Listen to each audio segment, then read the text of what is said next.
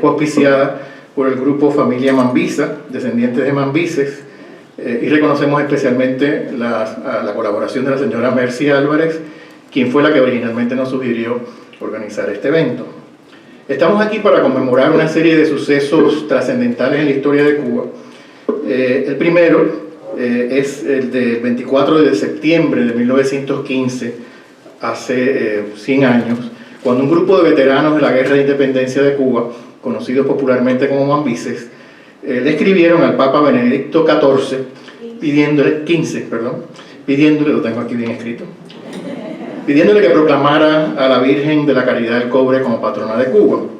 El 10 de mayo del año siguiente, en 1916, el Papa efectivamente declaró a la Virgen como patrona de Cuba y también autorizó la coronación canónica de su imagen sagrada. En esa ocasión el Papa designó oficialmente el 8 de septiembre como día de fiesta de la patrona, que ya era una tradición popular en la isla. Así que estos sucesos, evidentemente, y de esto efectivamente nuestro conferenciante va a hablar hoy, ayudaron a consolidar el significado de la Virgen Mambisa como ícono de la identidad nacional cubana. Para celebrar estos hechos históricos y también aprovechando la visita del Papa Francisco a Cuba este sábado, hemos invitado a Emilio Cueto para que nos hable un poco de un tema que él domina perfectamente, cómo surgió y cómo se desarrolló la devoción a la Virgen de la Caridad del Cobre entre los cubanos de la isla y de la diáspora. Nos pareció que no había nadie mejor calificado para hacer esta presentación que Emilio. Y aunque muchos de ustedes lo conocen muy bien, voy a hacer el rito de presentar su biografía, que por cierto es una obra en construcción, porque esta tarde me añadió 3 o 4 obras que están en proceso de publicación y que espero por lo menos ser estar al día. Emilio es un distinguido abogado, coleccionista, investigador independiente de todo lo que tenga que ver con Cuba. De hecho, su frase es que nada que sea cubano le es ajeno. Nació en La Habana, llegó a Estados Unidos en el año 1961 como parte de la Operación Pedro Pan. Hasta el año 2006 fue abogado y representante en Haití del Banco Interamericano de Desarrollo en Washington, D.C., donde vive hace algún tiempo. Anteriormente también trabajó como abogado en el Banco Chase Manhattan, la firma de consultores SAR y el bufete Hughes, Hubbard y Reed, pero seguramente no va a hablarles de nada que tenga que ver con su trabajo de derecho. Pero efectivamente es abogado, doctorado en Derecho de la Universidad de Fordham, una maestría en Ciencia Política de la Universidad de Columbia, un bachillerato en Ciencias Políticas de Catholic University y quizás más importante aún, graduado del Colegio de Belén en La Habana. Autor de 6 libros, por lo menos publicados ya, incluyendo el último titulado Camagüey en la música, que tengo entendido se va a presentar próximamente, el extraordinario tomo que está aquí para aquellos que no lo hayan visto, La Virgen de la Caridad del Cobre en el alma del pueblo cubano, presentado y publicado el año pasado, y nosotros tuvimos el honor de coauspiciar la presentación. La Cuba pintoresca de Frederic Mial, del 2010, Illustrating Cuba's Flora and Fauna, del 2002, Cuba in All Maps, del 1999, y el libro Miales Colonial Cuba, The Prints That Shaped the World's View of Cuba. Ha publicado extensamente en revistas y periódicos, incluyendo Cuban Studies, Espacio Laical, Herencia, revista de la Biblioteca Nacional José Martí, recientemente la Revista del Caribe en Santiago de Cuba y localmente en el Diario Las Américas y el Nuevo Herald. Ha sido, por supuesto, un asiduo colaborador del Instituto de Investigaciones Cubanas en FIU, aquí organizó 6 conciertos de la serie Classically Cuban entre el 2008 y el 2013, y en este mismo año también fue uno de los recipientes de la beca Díaz Ayala para estudiar la colección de música popular cubana y latinoamericana aquí en FIU. Nos complace mucho, por cierto, la presencia del distinguido coleccionista Cristóbal Díaz Ayala y su esposa Marisa. La colección de libros, documentos y antigüedades cubanas de Emilio Cueto, conocida afectuosamente como la Emilioteca, es sin duda una de las más extensas y completas, tanto en la isla como en la diáspora. Entre los temas principales de su colección figuran los temas religiosos, artísticos y musicales, pero como ya dije antes, nada cubano le es ajeno. Ha exhibido parte de su colección en el Museo Histórico del Sur de la Florida y esta colección también ha servido para apoyar documentalmente muchas de sus extensas publicaciones. Así que sin más preámbulo, les presento al querido amigo y colega Emilio Cueto.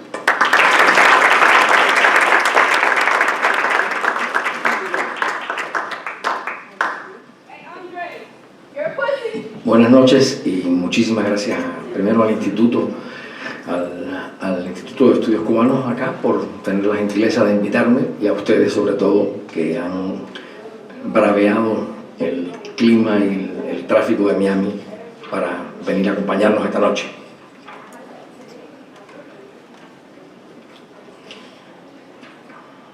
Santísimo Padre, los que suscriben, hijos de la Santa Iglesia Católica Apostólica Romana, a su santidad humildemente exponen que son miembros unos y simpatizadores otros del Ejército Libertador Cubano, título que constituye el timbre de nuestra mayor gloria, por sintetizarse en él el supremo bien de la libertad e independencia de nuestra patria, que junto a ese título ostentamos otro, que es el de pertenecer a la Iglesia Católica Apostólica Romana, en cuyo seno nacimos, al amparo de cuyos preceptos vivimos, y de acuerdo con ello queremos dejar de existir.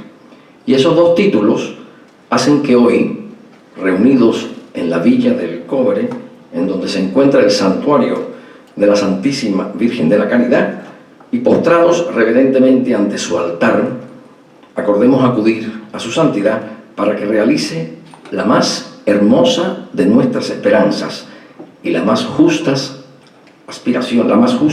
de las aspiraciones del alma cubana, declarando patrona de nuestra joven república a la Santísima Virgen de la Caridad del Cobre, y de precepto para Cuba el día que lleva su santísimo nombre, 8 de septiembre. No pudieron ni los azares de la guerra, ni los trabajos para librar nuestra subsistencia, apagar la fe y el amor que nuestro pueblo católico profesa a esa Virgen venerada. Y antes, al contrario, en el fragor de los combates y en las mayores vicisitudes de la vida, cuando más cercana estaba la muerte o más próxima la desesperación, surgió siempre como luz disipadora de todo peligro o como rocío consolador para nuestras almas la visión de esa Virgen cubana por excelencia, cubana por el origen de su secular devoción y cubana porque así la amaron nuestras madres inolvidables. Así la bendicen nuestras amantes esposas y así la han proclamado nuestros soldados, orando todos ante ella para la consecución de la victoria y para la paz de nuestros muertos inolvidados. Y acusaría una vergonzosa ingratitud por nuestra parte el que los beneficios de esa Virgen excelsa, que esa Virgen excelsa nos prodiga, permaneciéramos inactivos o mudos y no levantáramos nuestra voz ante el sucesor de San Pedro, para que, haciéndole intérprete de los sentimientos del pueblo católico de Cuba y de los de su ejército libertador que profesan la religión de nuestros antepasados, y usando de las facultades de que se encuentra investido, declare, previo los trámites correspondientes, como patrona de la República de Cuba a la Virgen de la Caridad del Cobre, y de fiesta eclesiástica en ella el día que lleva su santo nombre. Por lo tanto, a su santidad suplicamos humildemente se sirva acceder benigno a nuestra solicitud. Villa del Cobre, a 24 de septiembre de 1915. Hace 100 años, este grupo de antepasados nuestros, mambises, veteranos de la guerra, tuvieron la iniciativa, poco común, sospecho, de que de una isla perdida en el Caribe le escribieran al Papa directamente para pedirle algo tan hermoso como que declarar a la Virgen patrona de Cuba.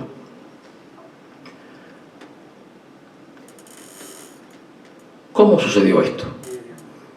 ¿Qué pasó para que esta devoción, que empezó en Cuba en 1612,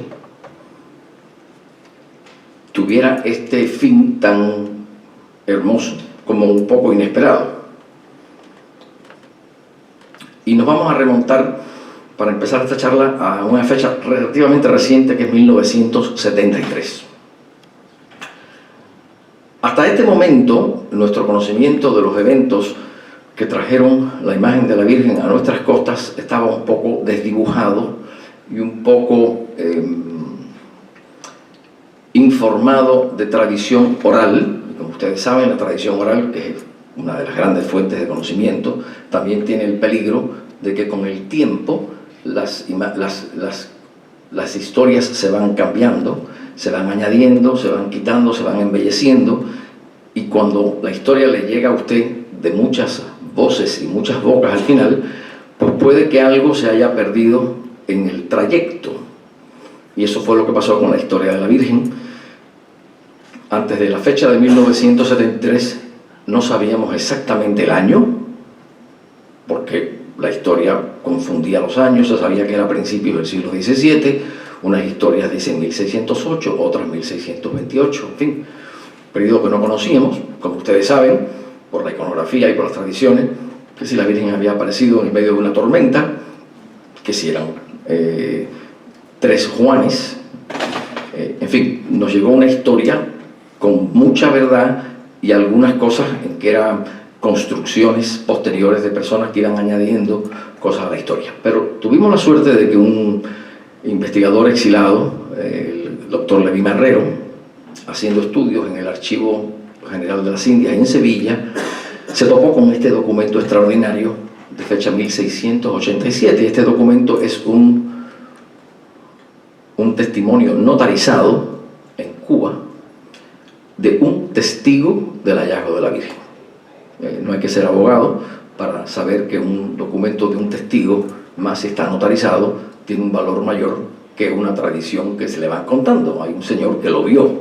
Entonces, o usted impugna su credibilidad o cree más o menos que ciertamente es más cierto de lo que hasta ahora se había recibido, que no tenía ninguna fuente. Y este documento, que es un testimonio de el que comúnmente llamamos el negrito de la Virgen. De los 3 del bote, había un joven, que ahora sabemos que tenía 10 años, que es el negrito arrodillado, objeto también de muchos chistes en la cultura cubana, y que dicen que él era el único que rezaba para no tener que remar. Parte de nuestra tradición de juego con la Virgen, de la cual hablaré un poco más tarde. Y este muchacho, cuando tiene 75 años, escribe ese documento y cuenta la historia. Y gracias a este documento, primero sabemos que ocurrió en 1612, es la fecha más exacta que tenemos gracias a este documento. Sabemos que eran 2 indígenas, 2 aborígenes cubanos, y él, que era un negro esclavo de 10 años. O sea, se apareció a 3 personas nacidas en la isla de Cuba. Iban a buscar sal, otra cosa que también uno piensa que eran pescadores. No eran pescadores, iban a buscar sal, un producto muy importante para salar las carnes y en la industria del cobre. No había tormenta, la tormenta ocurrió la noche anterior, y cuando ya no hay calma, salen al mar a buscar sal. Y según nos cuenta la historia, ven flotar en el agua algo blanco, no estaban seguros lo que era, piensan puede ser una muñeca, ser una paloma, y cuando se acercan se encuentran con una imagen de la Virgen sobre una tablita, y en la tablita decía: yo soy la Virgen de la Caridad. Luego la imagen vino a Cuba con un nombre, nosotros le pusimos el apellido del Cobre, porque cuando la recogimos la llevamos a ese pueblo. Lo que le llamó más la atención a estos 3 es que, habiendo estado en el mar, sus ropas estaban secas. Obviamente, cuando usted está en el agua, lo más normal es que se moje. Y ellos, desde el primer momento, interpretaron que esto era algo muy especial. No era un hallazgo normal encontrarse esto en el mar. No sabemos de dónde vino la imagen. Hay 2 grandes teorías. La primera es que se cayó de un barco que estaría en las costas de Cuba y de alguna manera fue flotando. Y la otra, que también ha tenido otra gran corriente, es que la imagen ya estaba en Cuba. Ustedes recuerden que la conquista española empezó en 1511. Un siglo más tarde ya hay una serie de presencias de imágenes en Cuba de la Virgen y otros santos, porque la colonización española trajo también la cristianización de Cuba y con ello imágenes que traían los sacerdotes desde España. Y la otra teoría es que ya la imagen estaba en Cuba y es una tradición de pueblos costeros, cuando el mar está embravecido, tirar una estatua al mar para calmar las aguas. De hecho, cuando el Papa Benedicto XV responde a los mambises aceptando, feliz de dar a la Virgen, el Papa adopta la segunda teoría y nos dice que pensaba que la Virgen venía ya de Cuba. O sea que hay dos teorías, no sabemos cuál es, no importa realmente. Parte del misterio de la Virgen es que no sabemos cómo vino. Lo que sí sabemos es que vino a nosotros sin nosotros ir a buscarla. Y yo creo que ese es el gran mensaje de toda esta historia. Entonces, la pregunta es, si en los primeros 100 años la Iglesia ya ha venido cristianizando a Cuba y ha traído imágenes, ¿por qué la Virgen de la Caridad? ¿Por qué no fue otra? Para empezar, la primera diócesis, la de Baracoa, se pone bajo el auspicio de Nuestra Señora de la Asunción, fue el día que se funda Baracoa. De hecho, la imagen de la Virgen de Baracoa aparece en nuestro primer escudo. Pudo bien haber sido la Virgen de la Asunción. En 1760, Felipe II, mejor dicho, Carlos III, nombra a la Virgen de la Inmaculada Concepción, patrona de España y de ultramar. Luego teníamos también otra patrona. O sea que pudo haber sido otra. Sin embargo, a lo largo del tiempo fue la Caridad. Y lo que yo me propuse con este estudio es tratar de ver cuáles fueron los elementos que fueron llevando a la prioridad a la Virgen. Y para hablar en cubano es como usted va a la cola y dice quién es el último. La Caridad tuvo que ponerse la última en la cola porque ya 100 años más tarde ya habían muchas presencias de imágenes cubanas. De hecho, hay una historia que se conoce poco, que es en 1600, 12 años antes, hay otra Virgen que se aparece en el mar, en Cuba, flotando en una caja. Nuestra Señora de Buen Viaje, que se apareció en Santa Clara, y está en la iglesia de Buen Viaje en Remedios, y no fue nuestra patrona, Nuestra Señora de Buen Viaje. Entonces, es un largo camino, cómo se va de una devoción nueva. Entonces, el libro está destinado principalmente a una audiencia cubana que yo estimé que tenía poco conocimiento de la historia y de la Virgen. Entonces empieza el libro con una cronología, porque para muchas personas que conocen poco, la cronología al principio de un libro los ayuda un poco a entender lo que está pasando, de manera que cuando van leyendo el libro les es más fácil entender. Entonces, trato de mostrar cómo poco a poco la Virgen va saliendo del santuario del cobre, donde la pusieron los que la encontraron, y va poco a poco extendiéndose por la República. Y ya en 1681 tenemos una presencia de la Virgen en La Habana, porque el Sínodo de Santiago crea una cofradía en el cobre, en La Habana. En el 99 se funda un colegio bajo la protección de la Virgen en Puerto Príncipe, y en 1724, esta es una fecha conocida recientemente porque antes se pensaba que era un poco posterior, los libros de una parroquia de Marianao en Cuba muestran que ya había un templo con el nombre de la Caridad en la zona de Marianao. La iglesia se quemó y después la pusieron bajo otra advocación y el hilo se fue perdiendo. En el 27 se termina en Sancti Spiritus, una iglesia en honor a la Caridad del Cobre, que había comenzado 10 años antes. Y en 31 se publica en México una novena, ya la Virgen sale incluso del territorio nacional, novena que no he podido encontrar, pero que hay una referencia que mandó a hacer este cubano. En el 34, la segunda gran iglesia de la Virgen, Camagüey y Sancti Spiritus son los dos sitios fuera de Santiago donde realmente la prendió con más fuerza el culto a la caridad. Y en el 38 tenemos una fecha muy importante, sobre todo para ustedes que viven en la Florida. Hay un testimonio de un indio, y no uso la palabra mal, porque los indios están en otra parte, pero bueno, así le llamamos. Un aborigen norteamericano, de nombre Juan Ignacio en español, de la zona de San Agustín, que ya tenía devoción a la caridad. Lo conocemos por una carta del gobernador de la Florida a su homólogo en La Habana, en que narra esta historia. Entonces es interesante cómo ya en la Florida, que es la Florida española, ya hay alguien aquí con devoción a la caridad del cobre. Durante todo el siglo XVII y XVIII, el obispo Morel de Santa Cruz, cuando visita el santuario del cobre, dice: es el más hermoso que hay en Cuba.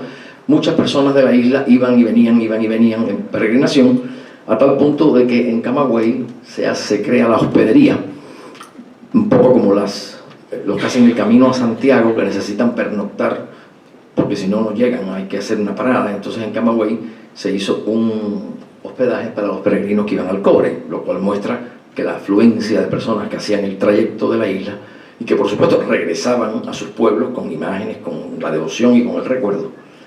En el 57 la Virgen sale también al Caribe y encontramos que un santiaguero publica un novenario a la Virgen, y gracias a mi amigo Javier Figueroa, que está acá, me consiguió el único ejemplar que existe, que está en Puerto Rico. La Virgen también llega a la República, a lo que es hoy en día República Dominicana. Un sacerdote andaluz lleva la imagen a San Pedro de Macorís y publica una novena. O sea que vemos que la Virgen tiene una vocación universal que también sale de la isla bastante temprano. Y aquí llegamos al momento que nos convoca hoy en día, sobre todo, que es la Guerra de los 10 años.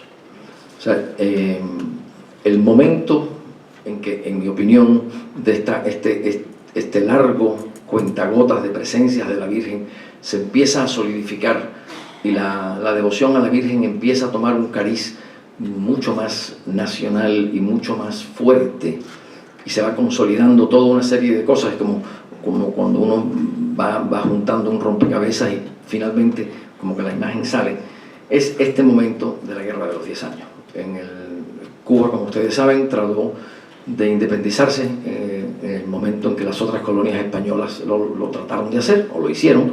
Nosotros perdimos esa guagua, intentamos de nuevo en los años 50, no lo logramos, y en el 68 un grupo de cubanos, que para esa fecha con el tiempo se fueron conocidos como los mambises, decidieron es el momento de romper con España. Evidentemente empezamos siendo españoles y terminamos siendo cubanos, primos hermanos, pero no lo mismo. Y en ese momento, que ya el cubano tenía conciencia de que éramos nosotros y no ellos, nos empezamos a dotar de símbolos que no son propios. Y tuvimos una bandera, la bandera de Céspedes, de la cual hablaré un poquito después. Nos dimos un himno, nos dimos toques de guerra para que nuestros toques militares fueran distintos a los españoles y saber que era mi grupo el que estaba ahí.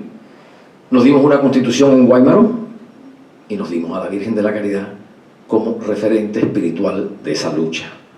Ya la Virgen no solo una presencia religiosa en un templo, es una advocación. Los mambises muy pronto se acercaron a ella, quizá porque fue la que vino a nosotros por su propia voluntad. Nadie sabe quién la trajo el mar. Quizá porque tantas personas durante esos siglos habían ido al cobre y habían llevado su devoción a su pueblo. El caso es que todo esto se unió para que a partir del 68 ya la Virgen tuviera un carácter de símbolo e ícono cubano. Las fuentes para esto son básicamente tres.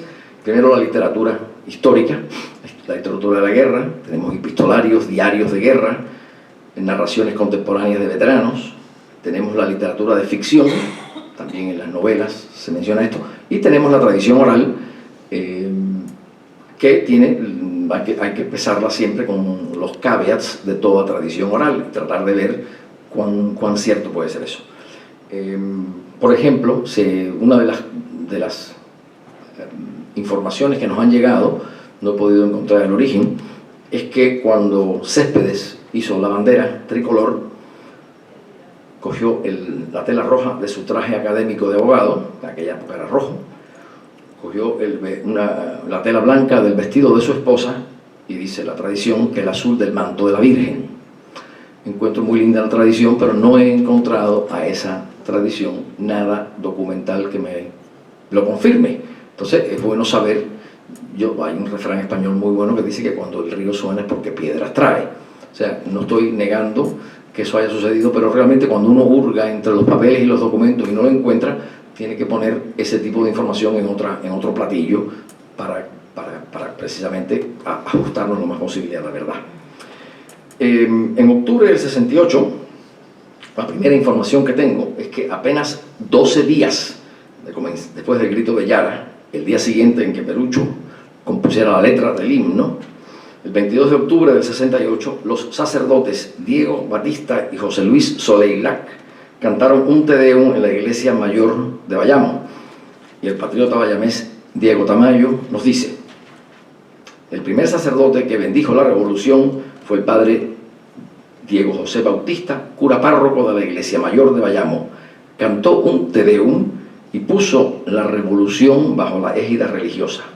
Invitó personalmente a Carlos Manuel de Céspedes para que asistiera con su estado mayor, lo recibió en el atrio de la iglesia y bajo palio le paseó por la amplia nave de aquel templo con la solemnidad majestuosa de la consagración. Fue secundado por el padre Soleilac, que repartía entre los soldados escapularios y estampas de la Virgen de la Caridad. 12 días de comenzada la guerra. O sea, tenemos que ya tan temprano el Mambí quería asociarse y que lo protegiera alguien con quien se sentía cómodo. En enero, a principios, en enero, los mambíes habían tomado el cobre a finales del año anterior, y el 2 de enero del 69 al cobre va Céspedes, y Céspedes entra en el cobre a orar con el sacerdote del cobre. El testimonio viene de un escritor español, Antonio Pirala, que nos dice: preguntó Céspedes al entrar a la población si se tenía preparado algo en la iglesia, le dijeron que no, y al desembocar en la plaza y ver el templo, se adelantó solo, dirigiéndose a la puerta principal en que estaba el cura con su traje de diario, y ambos penetraron en la Santa Casa, y ante el altar de la Virgen de la Caridad, de gran veneración en toda la isla, oraron de rodillas. Un evento increíble de cómo el padre de la patria y el sacerdote que se ocupaba del templo están rezando solitos al comenzar la guerra de independencia. En el año 70, el gran historiador de Santiago, Emilio Bacardí, nos dice que todos los días van al cobre patriotas de 200 y 300 hombres, porque el cobre había que pasar, o sea que había una familiaridad con el santuario y con el templo. Otro testimonio del año 70 nos lo da un esclavo, Zacarías Prior, del cafetal La Esperanza, en Tiarriba, que dice que el santiaguero, general Donato Mármol, había prometido a 40 esclavos que si juraban por la Virgen de la Caridad y los mambisen alcanzaban el triunfo, serían puestos en libertad. O sea, tenemos testimonios muy concretos de esta presencia de la Virgen en el campo. En el año 70, en junio, sale desterrado de Cuba el sacerdote camagüeyano Ricardo Arteaga Betancourt, tío del cardenal primero que tuvo la isla, tras haber pronunciado un sermón en la iglesia de San Francisco en Santiago, refiriéndose a la caridad como la estrella solitaria, y mencionar los colores blanco, rojo y azul. Ya al padre lo habían sacado de Nuevitas por haber hecho otro sermón. Y en los años 70 también de Camagüey tenemos otro testimonio, en este caso un testimonio artesanal, que tuve la suerte de ver con mi querido amigo Gallardo cuando lo exhibieron en el Museo Provincial de Camagüey, que es una jícara que tenía el general Candela con la imagen grabada de la Caridad del Cobre. En febrero tenemos una correspondencia de Céspedes que dice que llevaba al cuello la medalla de la Virgen que le había regalado su esposa.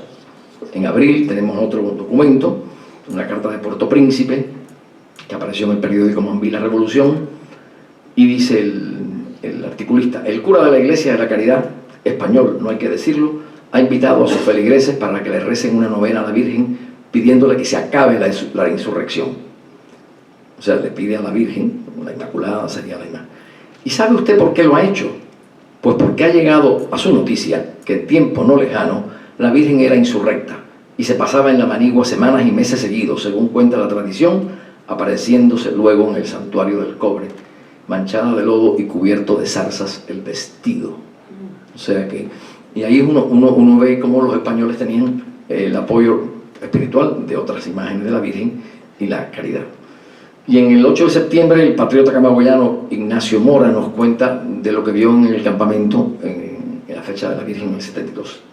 Y dice así: el fanatismo del pueblo de Cuba raya en la locura. La fiesta de la caridad es un delirio para él. Sin tener qué comer, pasa dedicado estos días en buscar cera para hacer la fiesta al estilo mambí. Esto es, encender muchas velas y suponer que la imagen de la Virgen está presente.